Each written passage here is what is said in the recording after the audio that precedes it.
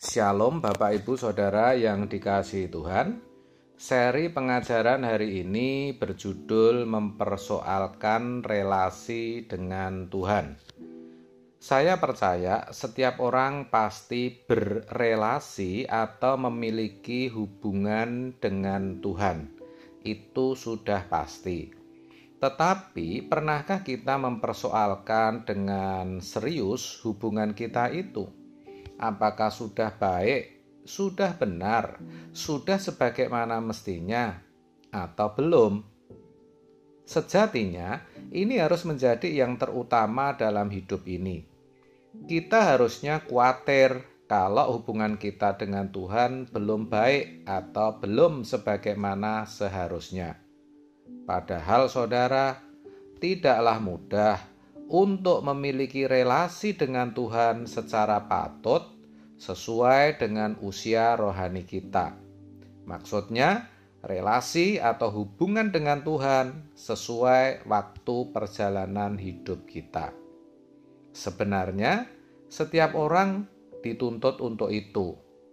Memang yang diberi banyak dituntut banyak. Lukas 12 ayat 48. Orang Kristen baru tentu tidak dituntut memiliki hubungan dengan Tuhan secara benar dibandingkan orang yang sudah berpuluh tahun jadi orang Kristen. Itu tidak beda hubungan orang tua dan anak. Hubungan anak yang berumur 3 tahun dengan orang tuanya pasti berbeda dengan anak yang berusia 30 tahun. Yang mana hubungannya pasti lebih dewasa, lebih masak, lebih berkualitas tentunya.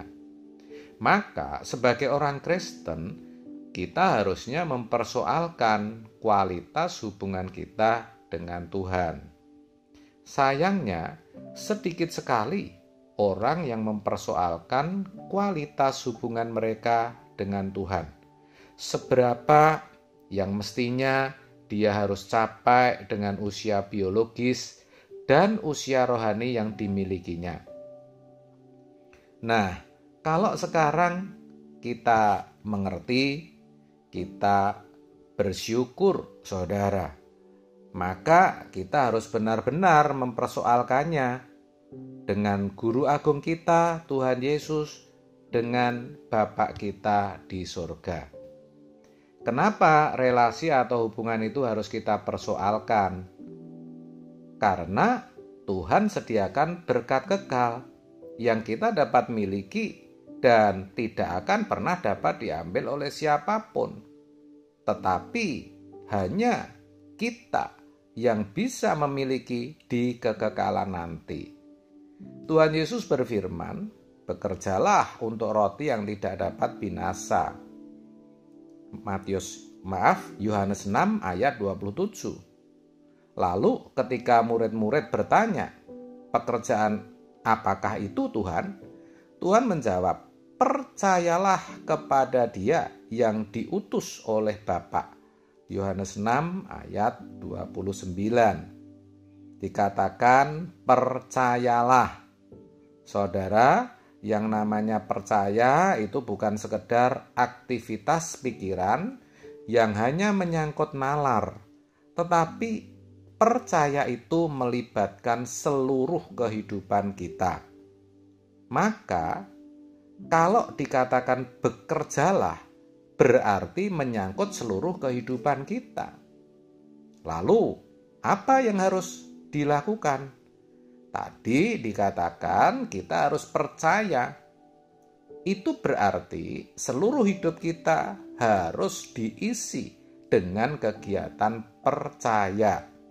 Semestinya seluruh kehidupan kita adalah perjalanan percaya kita.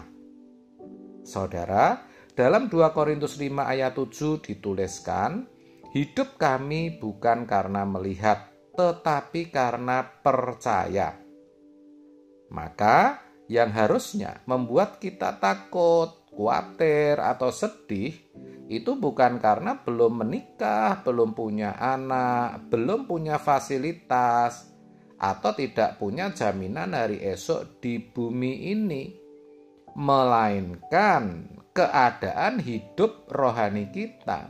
Apakah relasi atau hubungan kita dengan Tuhan itu sudah tepat, sudah proporsional. Dengan demikian kita bisa memfokuskan hidup kita, menjalani percaya kita. Kita bisa mengumpulkan harta di surga atau bekerja untuk roti yang tak dapat binasa. Bukankah Tuhan berkata kumpulkan harta di surga bukan di bumi? Matius 6 ayat 20. Ibrani 5 ayat 11-14 firman Tuhan mengatakan, tentang hal itu banyak yang harus kami katakan, tetapi yang sukar untuk dijelaskan. Karena kamu telah lamban dalam hal mendengarkan. Sebab sekalipun kamu ditinjau dari sudut waktu, sudah seharusnya menjadi pengajar, kamu masih perlu lagi diajarkan asas-asas pokok dari penyataan Allah. Dan kamu masih memerlukan susu, bukan makanan keras. Sebab barang siapa masih memerlukan susu, ia tidak memahami ajaran tentang kebenaran. Sebab ia adalah anak kecil. Tetapi makanan keras adalah untuk orang-orang dewasa yang karena mempunyai panca indera yang terlatih untuk membedakan yang baik daripada yang jahat. Dikatakan dengan jelas anak yang masih kecil, maksudnya yang masih kanak-kanak rohani, tidak memahami kebenaran karena tidak sanggup. Panca indera rohaninya tidak terlatih. Jadi, ketika diajak untuk melepaskan semua kesenangan dan percintaan dunia untuk hidup suci, tidak berbuat salah sekecil apapun, dan tidak menyisakan apapun, anak kecil tidak mudah menerima apalagi melakukan. Memang tidak menolak karena punya etika. Mereka diam saja, tetapi tidak melakukan, dan anehnya mereka tenang-tenang saja. Minggu depan datang lagi ke gereja, mendengar lagi, tapi tetap tidak melakukan. Sampai akhirnya mereka menjadi imun, kebal. Karena mereka sudah terbelenggu dengan percintaan dunia, dan mereka tidak mau melepaskan belenggu itu. Dan itu yang membuat mereka lamban. Jadi saudara, mari kita mempersoalkan relasi atau hubungan kita dengan Tuhan dengan sungguh-sungguh setiap hari. Percayalah, kita akan mengerti apakah kita sudah mencapai kedewasaan yang mestinya kita harus capai sesuai dengan usia biologis dan rohani kita. Iya, bisa saudara. Tuhan pasti menuntun kok. Kita akan memiliki kecerdasan rohani untuk menilai diri, untuk mengetahuinya. Ingat, hanya orang yang haus dan lapar akan kebenaran yang dipuaskan. Hanya orang sakit yang membutuhkan tabib.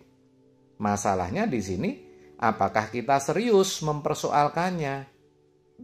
Nah, orang yang serius memperkarakan kualitas relasinya dengan Allah, berarti ia menghormati Allah. Amin. Tuhan Yesus memberkati.